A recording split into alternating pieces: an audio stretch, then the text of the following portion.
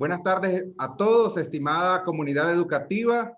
Bienvenidos al Congreso Virtual Universitario, la gestión del conocimiento con el uso de las TIC, el gran reto de adaptarnos 2020.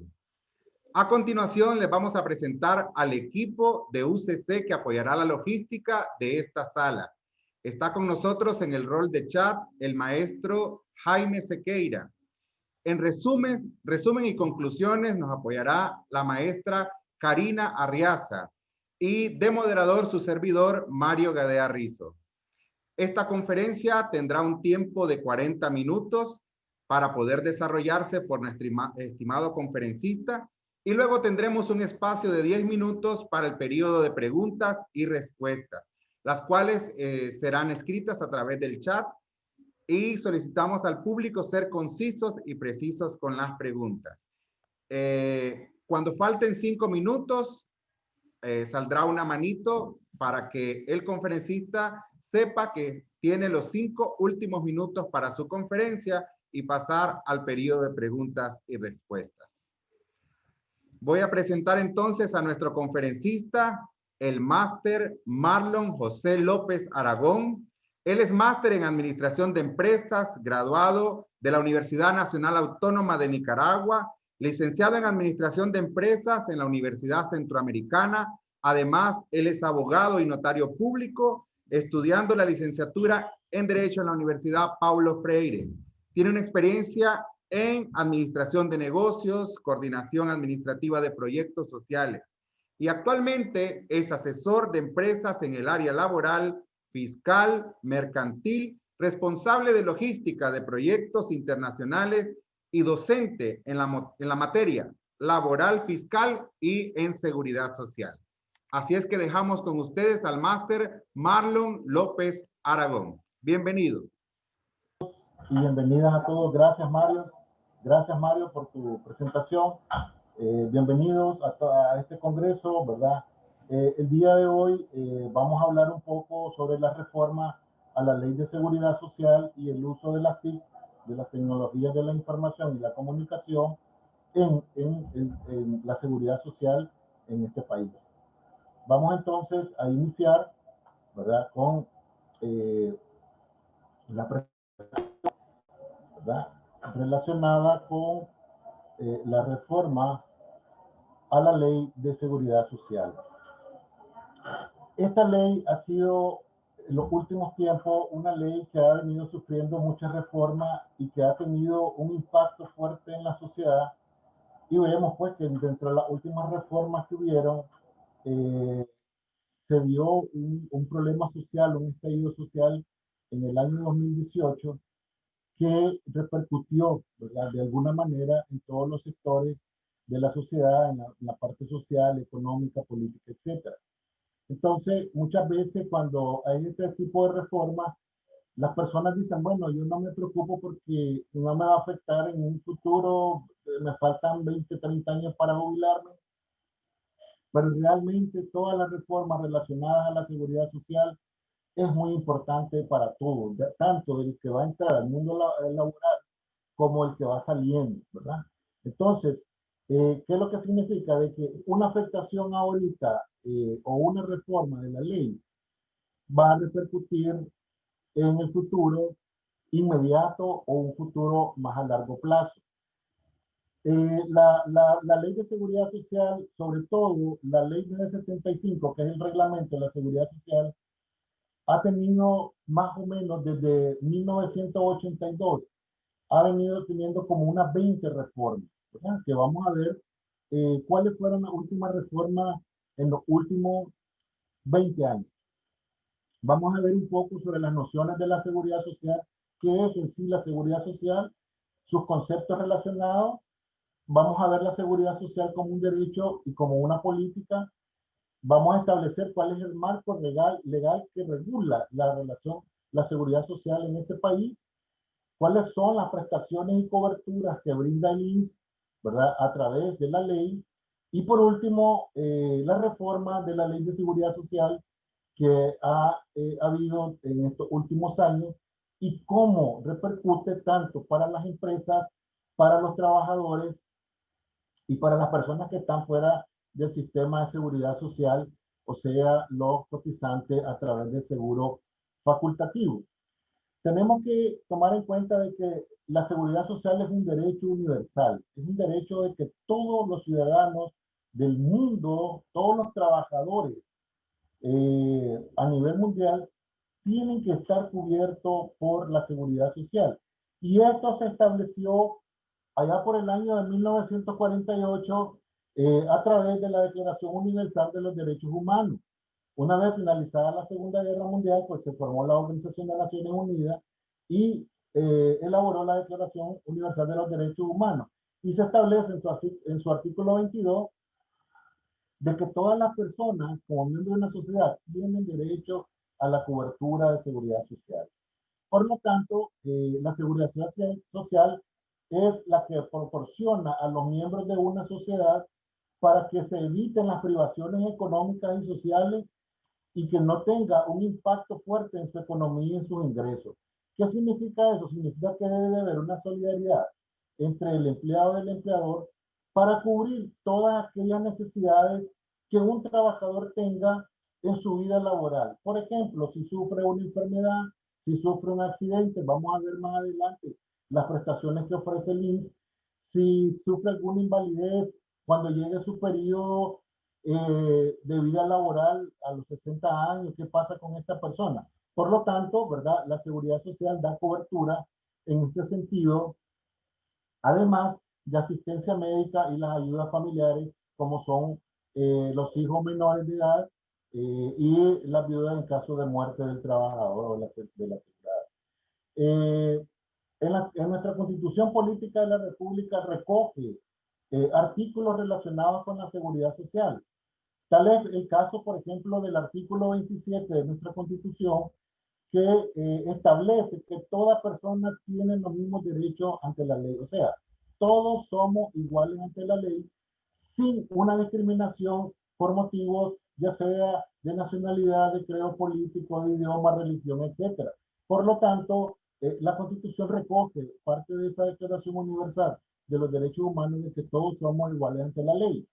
Ya en el artículo 61 de la Constitución establece que el Estado garantizará a los nicaragüenses el derecho de la seguridad social para una protección integral ante todas las contingencias que puede sufrir un trabajador durante su vida laboral.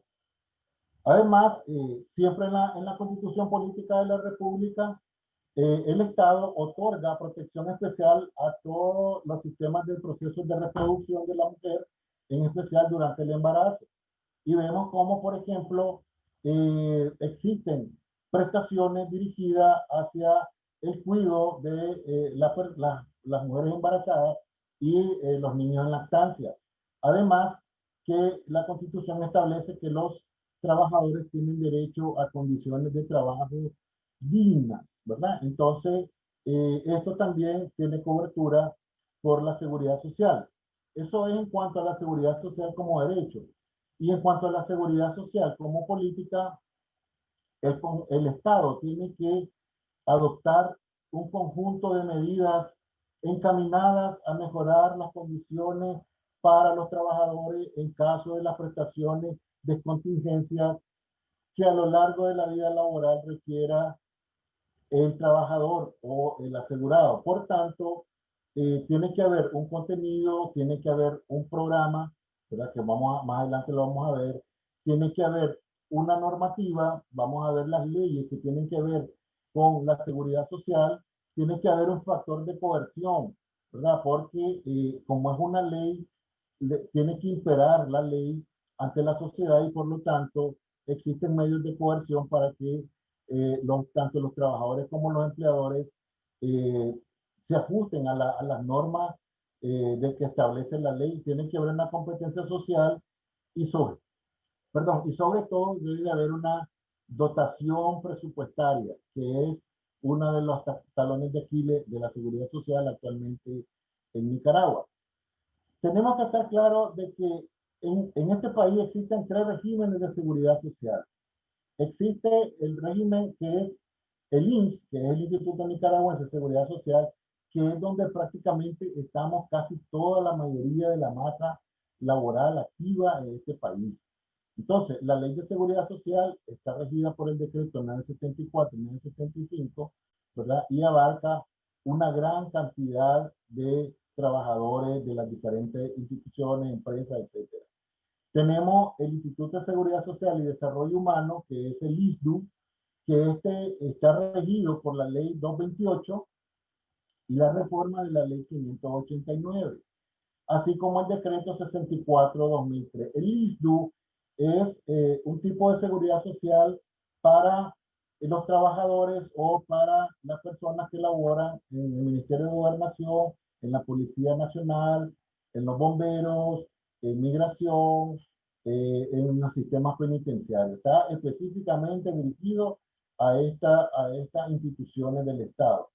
Y por último tenemos el IPM-SM, que es el Instituto de Prevención Social Militar, ¿verdad? Que como dice la palabra, son dirigidos para los militares, para el ejército de Nicaragua.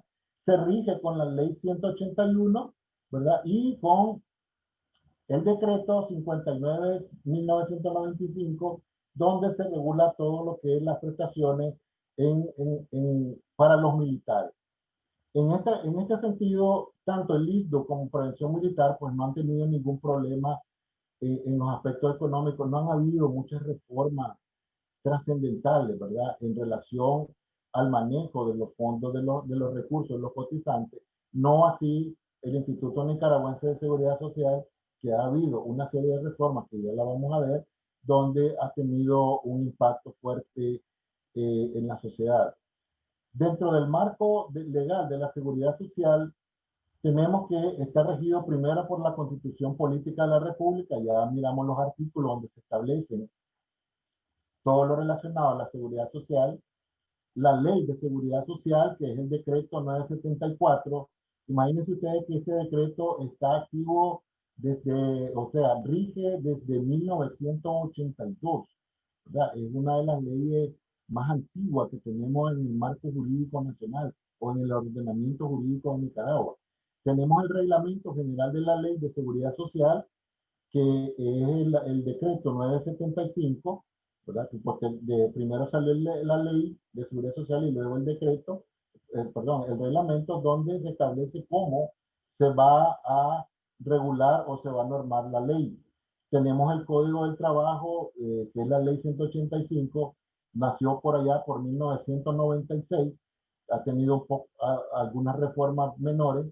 Tenemos la Ley de Inspección del Trabajo, que surge más o menos en el año 2008, el Código de Familia, que recientemente tiene una ley prácticamente nueva, entró en vigencia a partir del 2015, y otras leyes anexas y conexas que tienen que ver con la seguridad social. Dentro del régimen que existe de afiliación a la seguridad social, tenemos el régimen obligatorio. O sea, la ley obliga a que los trabajadores inscriban a sus empleados o a sus colaboradores al régimen obligatorio de seguridad social.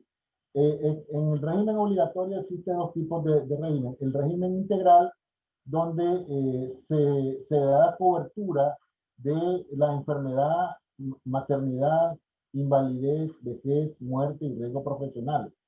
¿Por qué es bueno ya ir manejando estos términos? Porque adelante vamos a ver cómo impactó en cada uno de estos la ley, ¿verdad? En las que son las prestaciones que brinda la seguridad social. Y tenemos un régimen parcial, que es un régimen que solamente cubre invalidez, vejez y riesgo profesional, y no cubre lo que es enfermedad o maternidad. Este régimen parcial prácticamente ya casi nadie lo utiliza en Nicaragua, porque era un régimen que se estableció cuando en muchos regiones del país o municipios o departamentos no existían empresas médicas previsionales, lo que ahora se le llama la IPSS, que son instituciones proveedoras de servicios de salud. Entonces yo recuerdo para mediados de los 90, había muchas empresas que se afiliaban al régimen parcial. ¿Por qué? Porque no existían empresas médicas previsionales en ese entonces, Por ejemplo, de los que recuerden la experiencia que he tenido en recursos humanos, toda la parte del Atlántico, Río San Juan, la zona más alejada de este país, que no había empresas médicas tradicionales, pues se afilian a este tipo de régimen parcial. Y por último tenemos el régimen facultativo, que cubre enfermedad, maternidad, invalidez, vejez y muerte, que está dirigido a todas aquellas personas que no estamos dentro de la seguridad, de ningún tipo de seguridad social, ya sea del ISDO, el ITFM o el INS, o trabajadores de cuenta propia que no tienen empleadores, ¿verdad? Pero desean cotizar y tener cobertura del INS. ¿Cuáles son las prestaciones que da cobertura el INS conforme a la ley? Hay tres tipos de prestaciones. Las prestaciones a corto plazo. Estas prestaciones a corto plazo se refiere a lo que es enfermedad y maternidad, ¿verdad? Que ya lo mencionamos anteriormente. En relación a la enfermedad y maternidad, tenemos que se extienden los subsidios, por ejemplo, las coberturas del INS, los subsidios cuando está la persona incapacitada para trabajar, y pueden ser de dos tipos: por enfermedad común o accidente común, que se da cuando una persona sufre un accidente fuera de su hora laboral o fuera del centro de trabajo; y maternidad, ¿verdad? Cuando la persona, en este caso las mujeres, pues van a dar a luz y tienen que ser cubiertas por un subsidio. Tenemos las prestaciones a mediano plazo, que son las pensiones de invalidez. La invalidez es producto de un accidente común o una enfermedad común. Las pensiones de incapacidad, que son producto de un accidente laboral o una enfermedad laboral. Y por último tenemos las muertes, ¿verdad? Que en este caso cubren pensiones de viudez, orfandad y ascendencia. Y por último tenemos la parte de prestaciones a largo plazo, que son las pensiones por vejez, que dicho sea de paso, en las reformas que vamos a ver a continuación, son las que han sido más afectadas con las diferentes reformas. Entonces, vamos a ver un poco la reforma a partir del 2005, donde ha comenzado a tener impacto en la sociedad, ¿verdad? De una manera negativa, diría yo, porque ha venido aumentando las cotizaciones tanto para el empleado como el empleador. Tenemos el decreto 25-2005, que fue para abril del 2005. Tenemos el decreto 28-2013 para el 19 de julio del 2013. Tenemos el decreto 39 de 2013, que fue 5 meses después, el 19 de diciembre del 2013. Tenemos el polémico decreto 3-2018, que fue el 17 de abril del 2008, que ya es sabido por todos lo que pasó en este momento. Y por último, el decreto 06-2019, donde se da la reforma del 31 de enero, que es la última que está vigente en la ley 975. Vamos a ver un poco sobre el impacto que tuvo la primera reforma, que es la del 2005. En esta reforma se estableció una nueva forma de reporte o de cotizaciones del INS. Antes del 2005, las empresas cotizaban y enteraban las cotizaciones al INS a través de una tabla de una categoría salarial. O sea, de que había un salario mínimo, un salario máximo, y había una serie de categorías salariales, y a cada una se le aplicaba un porcentaje en relación a la cuota laboral y la cuota patronal. ¿Qué es lo que sucede? En esta reforma se elimina esa tabla de categoría salarial y se establece un solo porcentaje para todos los trabajadores independientemente del salario. ¿Cuál fue la repercusión aquí? Número uno, que las empresas en ese momento no estaban 100% preparadas para hacer ese cambio en las nóminas, porque las nóminas están estructuradas bajo un sistema y que se tenía que eliminar y hacer cambios, porque ya se eliminaban esas tablas, los grupos salariales que existían ya no tenía razón de ser, y por lo tanto se iba a hacer una sola cotización independientemente de la semana de que estuvieran cotizando el empleador y el empleado. Significa que hay meses de 4 semanas y hay meses de 5 semanas. Entonces, con este sistema, antes de la reforma, si el mes tenía 4 semanas, el asegurado, el trabajador pagaba una determinada cantidad. Si el mes traía 5 semanas, se le subía la cuota del INSS y tenía que pagar más. Entonces, ¿qué es lo que pasa? En esta reforma se dice no un solo porcentaje, ¿verdad? Para todos los trabajadores, y se estableció un salario techo, ¿verdad? Que fue de 37.518 en ese momento. Entonces, ese era el techo salarial con el cual se iba a hacer las cotizaciones del INSS. Eso fue más que todo el impacto de la reforma del 2005, ¿verdad? También hubieron unos cambios en cuanto al seguro facultativo, en cuanto a procedimientos, en cuanto a requisitos para poder ingresar a este tipo de seguro facultativo. Luego viene el decreto 28-2013. ¿Qué es lo que sucede? Se comienza a dar una serie de movimientos en relación a todas aquellas personas que habían cotizado al INSS, pero que no cumplían los requisitos para optar a una pensión por vejez. ¿Cuáles son los requisitos en este país de acuerdo a la ley para uno obtener una pensión por vejez? O sea, la jubilación. Son cumplir 60 años y haber cotizado 750 semanas, o sea, 15 años. ¿Verdad? Entonces, hubo una gran parte de personas de que en su vida laboral no llegaron a las 750 semanas, pero sí cumplían el requisito de los 60 años. Por lo tanto, en ese tiempo, en el año 2013, hubo unos movimientos del adulto mayor y hubieron organizaciones, ¿verdad?, que comenzaron a presionar para que estas personas tuvieran cobertura de la seguridad social a través de una pensión por vejez. No estaban cubiertos por el INSS porque la ley establece que los requisitos son 750 semanas y 60 años de edad. Por lo tanto, ¿verdad?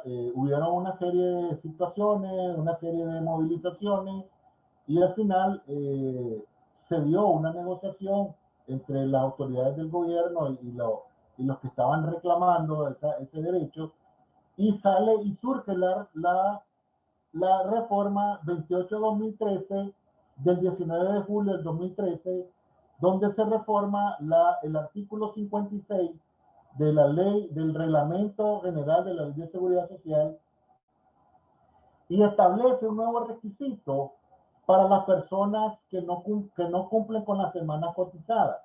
Y en el artículo 56 se establece que el requisito ahora va a ser 60 años, ¿verdad? Y para un periodo de calificación de al menos 250 semanas cotizadas. Recordemos que el año tiene 52 semanas. Si estamos hablando de 250 semanas, más o menos la reforma se dio de que una persona que cotizara al menos 5 años, ¿verdad? O sea, 250 semanas, ya tenía el derecho a una pensión de vejez que se la llama, o se le llamó pues en la reforma y que está actualmente vigente, que es la pensión de vejez reducida proporcional. ¿Qué significa eso? Significa de que las personas que cumplieron 60 años y que tienen más de 250 semanas van a entrar dentro de las prestaciones de jubilación o pensión por vejez que le va a dar cobertura el INSS. Por lo tanto, se hace un parámetro y la reforma establece que las personas que han cotizado de 250 semanas hasta 450 semanas van a tener una pensión reducida de 1.200 córdobas. Una persona que haya cotizado de 451 semanas a 600 semanas va a tener una pensión reducida de 2.000 córdobas. Y por último, de 601 semanas hasta 749, ¿verdad?, va a tener una pensión reducida de 2.800 córdobas. Entonces comenzó a aplicarse la ley a partir de julio del 2013 y comenzaron todas estas personas, adultos mayores, ¿verdad?, a comenzar a reclamar su derecho de pensión reducida. El problema es que al inicio, más o menos, tuvieron unos 10.000 casos de personas que fueron a pedir su pensión reducida que calificaban conforme a la reforma de la ley. De acuerdo a los últimos datos, ya anda casi por los 30.000. Estamos hablando casi de $1.000.000 solamente en cotizaciones de pensión reducida proporcional que antes el INSS no tenía cobertura.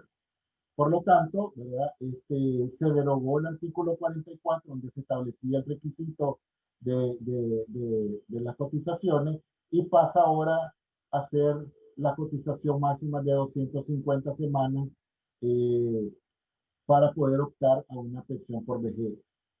Si lo vemos desde el punto de vista económico, fue un impacto para los recursos del INSS, porque son pensiones que no estaban dentro del presupuesto del INSS. Por lo tanto, se le viene, ¿verdad?, esa carga de las pensiones.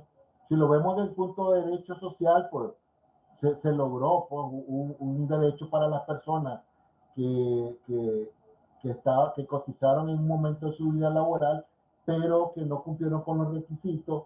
Por lo tanto, esas cotizaciones dicen, bueno, están perdidas, pero con esta reforma se recupera ese derecho, pero ahora le queda, como dice, el problema al INSS para poder cubrir todos estos gastos relacionados a este decreto. Pasan 5 meses y resulta de que se comienza una negociación, sobre todo con el gobierno y el COSEP y ciertos sectores de la sociedad, para hacer una nueva reforma al INSS. Estamos hablando de la reforma 39-2013 del 19 de diciembre. O sea, recuerden que la reforma fue el 19 de julio del 2013. 5 meses después, exactito, dice el INSS, bueno, si yo no hago reforma, tengo un déficit de 4.000 millones de Córdoba, no lo puedo cubrir, por lo tanto, tengo que hacer reforma y aumentar las cotizaciones del patronal, sin tocar las cotizaciones de los trabajadores. Por lo tanto, se da este decreto el 19 de diciembre del 2013, donde hay cambios en las cotizaciones de los empleadores. Y vamos a ver un poco más adelante, y cambian las cuotas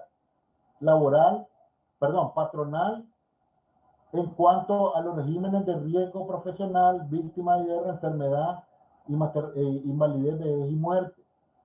Por lo tanto, la reforma establece que a partir del año 2014, porque recuerden que la reforma fue en diciembre del 2013, entra en vigencia a partir del 1 de enero del 2014. Y fue una ley bastante rara, porque podría decir, porque cuando hay reformas de la ley, te dicen, bueno, si vamos a aumentar, aumentemos este año, ¿verdad? Valoramos el próximo año y así vamos. Aquí se hizo una reforma para 4 años. O sea, que se cambió la cuota patronal a partir del 2014, que está en 16% el aporte del patronal a la seguridad social, y a partir del 2014 hasta el 2017 hay cambios en el aporte patronal, donde en el 2014 se deja en 17%, en el 2015 se deja el 18%, en el 2016 se deja el 18.5% y en el 2017 se deja el 19%. En el caso de la cuota laboral se mantiene para los trabajadores el 6.25%, no afecta al trabajador, y el Estado, su aporte se mantiene en 0.25% en la rama de enfermedad y maternidad. O sea que el Estado en ese entonces aporta el 0.25% para la rama de enfermedad y maternidad. Se da la reforma y el INSS, de acuerdo a sus proyecciones financieras, establece de que con eso tiene solvencia financiera para 20 años.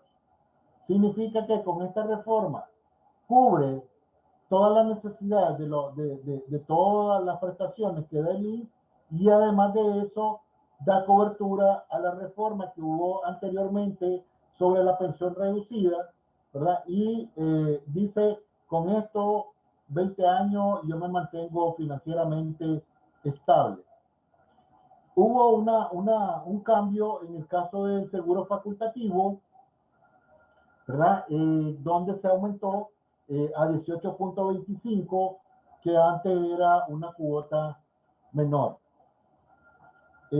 Otra de las reformas que hubieron en el 2013 fue el cambio en la cuantía de la pensión por invalidez, vejez e incapacidad, que los cálculos matemáticos para hacer los cálculos de la cuantía de esta pensión variaron y disminuyeron los factores que se utilizan para hacer este cálculo. Y es allí donde muchas personas dicen, no, si lo que afectaron fue a las personas que se van a jubilar. No, una persona puede sufrir invalidez por un accidente común, un trabajador joven, sano, en su hora libre, tiene un accidente y producto de este accidente le provoca una invalidez, pues ahora con la reforma ya no va a recibir lo que recibía antes. ¿Por qué? Porque han venido disminuyendo de alguna manera las pensiones en este sentido. Se establece que a partir del 2014 se establece un techo salarial y se da una tabla de techo salarial.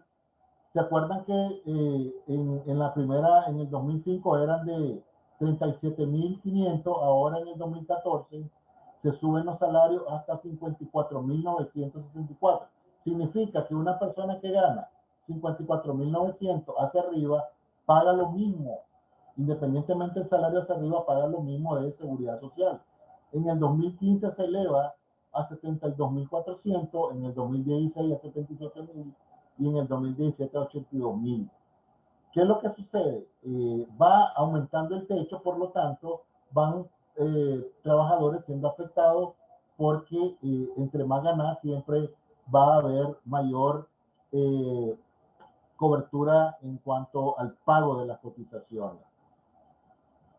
Luego se mantiene 5 años con esta reforma y en el 17 de abril del 2018 viene la reforma 03-2018.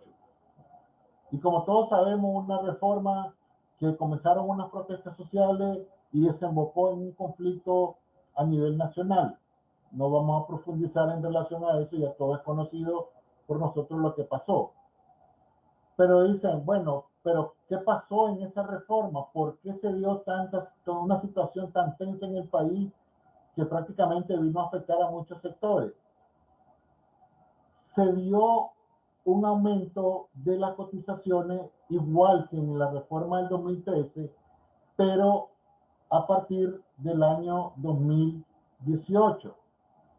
¿Qué es lo que significa eso? Significa que iban a haber un aumento en las cotizaciones nuevamente hacia futuro del 2018, 2019 y 2020. ¿Qué significa eso? Que la cuota patronal iba a ser aumentada nuevamente. Recuerda que quedamos en 19%. Iba a aumentar nuevamente las cotizaciones porque ya era insostenible para el INSS, ¿verdad? Con la carga financiera que tiene, sostenerse con las cotizaciones que tenía en ese momento. Y es así que la cuota patronal sube o pasa del 19% en el 2019 en el 2017 pasa a 21% en el 2018, 22% en el 2019 y 22.5% en el 2020. Pero ¿cuál fue, diría yo, el detonante de esta reforma de la ley? que se aumenta la cuota laboral. Se aumenta de 6.25% al 7%, ¿verdad? Entonces, ahí hubo una afectación. En las reformas anteriores solo afectaban al patronal, o sea, al empleador. Ya en esta ley, en el 2018, afectó o afectaba al trabajador y se aumentaron las cotizaciones de 6.25 a 7%. Pero algo interesante aquí en esta reforma es que el Estado pasa de dar un aporte del 0.25%, pasa a dar un aporte de 1.25%. O sea, se incrementó un 1% de apoyo por parte del Estado a la seguridad social. Entonces, ¿qué es lo que sucede? Se da esa reforma, pero además de eso, ¿verdad? Hay cambios en los cálculos de la pensión, sobre todo la pensión de vejez, ¿verdad? Entonces, en el análisis que se hizo pues, en ese momento, digamos de que en la primera reforma del 2000, la última reforma del 2013, pasó de un techo de pensión por vejez de llegar hasta un 80% del salario. Significa que si usted ganaba 10.000 Córdoba antes del 2013 de la reforma, usted con más de 15 años de cotización llegaba casi el 80% del salario que devengaba durante su vida laboral. En la reforma del 2013 se baja entre el 70 y el 80%. Y luego caemos a la reforma del 2018 que todavía disminuye más la cuota y vamos a verlo un poco más adelante, disminuye más la pensión de vejez. Por lo tanto, pues, se dio la situación, se deroga esta ley, este decreto se deroga 5 días después, ¿verdad? Ahí hay un decreto donde se establece que queda sin efecto la reforma del 2018 y la situación vuelve a su estado, status quo, ¿no? O sea, su estado anterior. Pero en el año 2019 se establece un nuevo decreto y una nueva reforma. Y se establece la reforma 06-2019, donde se mantiene que se debe de subir las cotizaciones del empleador y el trabajador. ¿Cuál es lo más impactante de esta reforma? Que si ustedes recuerdan, la del 2018, que la acabamos de mencionar, se iba a hacer gradual, 2018, 2019, 2020, hasta llegar a 22.5%. En esta reforma del 2019 se establece la cuota patronal de una sola vez, la que iba a ser periódicamente por año, lo establece en una sola reforma, pero hace una diferenciación. Clasifica las empresas con trabajadores con más de 50 trabajadores y con empresas con menos de 50 trabajadores. Y por lo tanto establece, ¿verdad?, que las empresas que tengan más de 50 trabajadores van a cotizar 22.5% de aporte patronal, ¿verdad?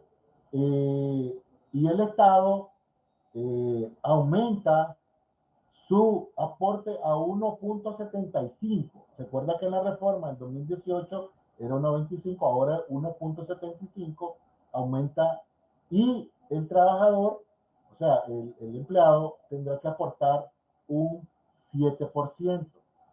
En el caso de las empresas con menos de 50 trabajadores, ¿verdad? Se establece una cotización del patronal del 21.5% y el trabajador se mantiene en 7% el aumento, ¿verdad? Y el Estado 1.75%. Y por último, reforman también el aporte al seguro facultativo. Cuando uno opta al seguro facultativo, antes de la reforma, era el 18.25. Ahora lo pasan a 22.25 en el caso si tiene cobertura de invalidez, vejez, muerte y enfermedad y maternidad. En el caso solo de invalidez, vejez y muerte, sin cobertura médica, tiene que pagar ahora un 14%, lo que antes era un 10%, ¿verdad? Entonces, esta reforma, ¿verdad? Vienen a impactar de esta manera en el aumento de las cotizaciones, pero además varía lo que es los cálculos de las pensiones, sobre todo las pensiones de vejez, ¿verdad? Hay una disminución drástica en los factores de cálculo, ¿verdad? Existen muchas páginas hoy en día donde uno solo mete el dato, así como los cálculos del impuesto sobre la renta, ahí para calcular pensiones, y vemos cómo una persona que antes trabajaba 20, 24 años de su vida, llegaba al 80%, hoy en día, para poder llegar a ese 80%, tienes que trabajar entre 50 y 55 años para poder llegar a ese factor que te permita obtener una pensión de al menos 80, 70, 80%. Por lo tanto, ¿verdad? Tenemos, y esto es comprobado a nivel latinoamericano, somos el quinto país donde la seguridad social aporta más en el caso de invalidez, vejez y muerte. Estamos sobre países como Argentina, Brasil, Uruguay, Paraguay, que son países donde las cotizaciones de invalidez, de muerte es súper altísima. Entonces, aquí hay un dilema. Te aumento la cotización, te aumento el invalidez de muerte, pero te disminuyo las pensiones.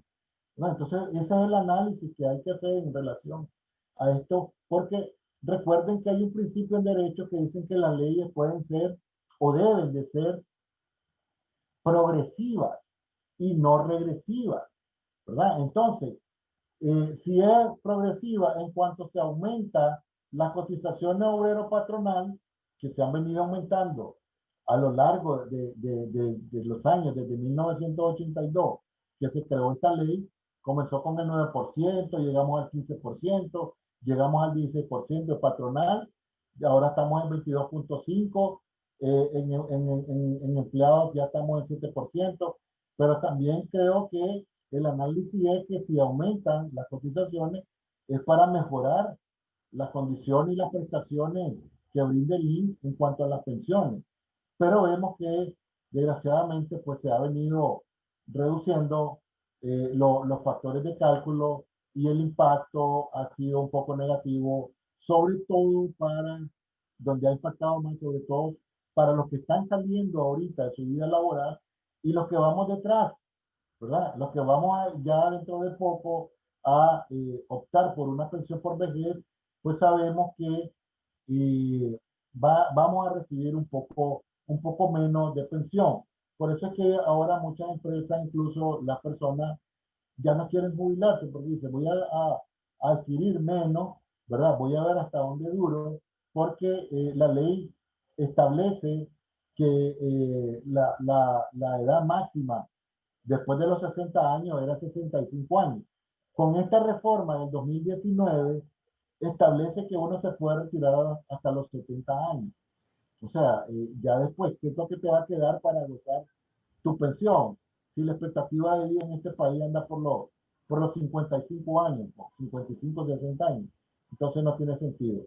Vamos a analizar ya un poco sobre la reforma. ¿Cuál fue el impacto para las empresas?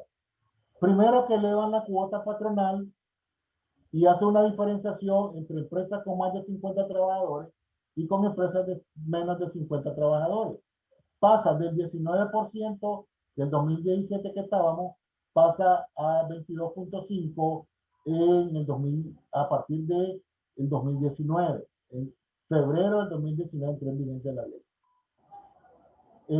Eliminan el techo salarial. El techo salarial en el 2019 eran 96.800 córdobas. Ahora, indistintamente de lo que una persona gane, si una persona gana 100.000, 120.000, 140.000, pues se tendrá que pagar, ¿verdad?, el 22.5% sobre ese salario y el trabajador tendrá que pagar 7% sobre este salario de vengado. Significa que ya no hay techo. Ahora es cualquier salario que se devengue, tiene que aplicársele la cuota laboral y patronal. En el caso de las tasas de invalidez, vejez y muerte, ¿verdad? Ya lo habíamos mencionado, son la más alta, una de las más altas de América Latina. Y sobre todo que estas reformas llegan en un momento, ¿verdad?, cuando las empresas, sobre todo las empresas MIPYME, o sea, las micro, pequeña y mediana empresas, están en una situación de sobrevivencia, ¿verdad? Los índices macroeconómicos pues, han venido sufriendo muchas bajas, aunque de repente se mejora la economía, pero con las afectaciones que hubieron durante el periodo del 2018 hacia acá, y peor hoy con la pandemia, ¿verdad?, que muchos negocios incluso han cerrado, pues creo que esta reforma viene a impactar de alguna manera en un momento que no tenemos una economía galopante, tenemos una economía de sobrevivencia, y no solamente Nicaragua, sino que todos los países del mundo de alguna manera están sufriendo el impacto de la pandemia y no sabemos cuándo incluso va a terminar esta situación, y por lo tanto una reforma de esta categoría pues viene a crear mayores dificultades para las empresas. Incluso hay un gran porcentaje de empresas que han cerrado y el INSS ha dejado de captar una gran cantidad de dinero en concepto de cotizaciones. Maestro ¿Cuáles Marlon, son? maestro ¿Cuáles son? Marlon, maestro, si me permite, maestro, Sí, esa parte, esa temática que usted está abordando, muy, muy interesante, ya para finalizar, y que justamente se relaciona con las preguntas que nos están haciendo en el chat. Si usted me permite, poder hacerle las preguntas y que usted muy amablemente nos pueda responder. sí, cómo no. El estudiante Erasmo Oniel Martínez Padilla nos pregunta, ¿cuál ha sido el impacto que ha recibido las empresas producto de estas reformas que ha tenido el INSS? Correcto, ya lo mencionábamos, ¿verdad? Es el aumento de las cotizaciones patronal, ¿verdad?, que ha venido sufriendo todas las reformas, y las empresas, como dicen, han venido amortiguando ese golpe desde el año 2013. En el año 2013, recuerda que estábamos en 16%, vinieron aumentando y hoy estamos a 22.5%. Entonces, ¿qué es lo que sucede?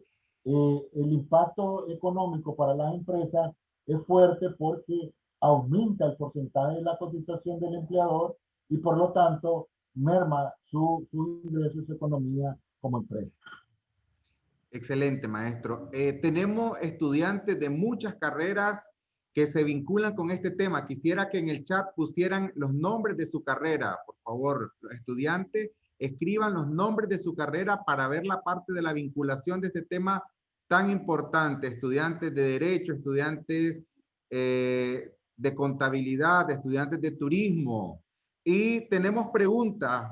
Por ejemplo, ¿qué opina usted en el rol que ha jugado la Contraloría General de la República en la quiebra técnica y financiera del INSS? No sé si nos ayuda un poco con los términos, si está bien formulada la parte de la pregunta, maestro.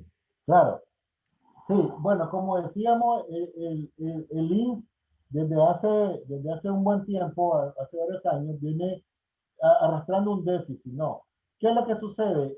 Que el INSS en el reglamento se establece que ellos tienen que o están autorizados a gastar un 6.25% de las cotizaciones que recaudan, pero ahorita estamos más o menos por el 13%. ¿Qué es lo que sucede? Aquí aquí entra en juego que debería entrar en juego la Contraloría General de la República. Independientemente de que el INS tenga su propia ley orgánica, porque en ese sentido el INS tiene autonomía, tanto administrativa como financiera, pero la Contraloría debería, como ente regulador de las instituciones del Estado que regula sus gastos, sus ingresos, su manejo financiero, pues realmente ha habido una pasividad, ¿verdad? En cuanto a qué pasa con el INS, porque ahí está en juego las cotizaciones, tanto de las personas que están entrando a la seguridad social, como el riesgo de las personas que vamos de salida, ¿verdad? Y que de repente nos digan, no hay para cubrir sus pensiones. Entonces creo que debería haber un papel más beligerante por parte de la Contraloría General de la República, ¿verdad? De acuerdo a su ley orgánica, que es obligación de ellos estar velando por el uso y buen uso de los recursos del Estado. Muy bien. Y un poquito como el sentimiento de los estudiantes en lo que han escrito y escuchando su conferencia, maestro, es lo relacionado a esta información con las reformas y que si vale la pena cotizar, maestro. Y la pregunta sería, ¿cuál sería el procedimiento actual para que los ciudadanos gestionen la jubilación tomando en cuenta parámetros, la edad y las semanas cotizadas? Correcto. Sí, como habíamos mencionado, el trabajador tiene que cumplir una serie de requisitos para poder optar a una pensión por jubilación. Primero, tener cumplidos 60 años. Segundo, tener las cuotas establecidas por la ley, que son 750 semanas cotizadas, o sea, 15 años de cotización a la seguridad social.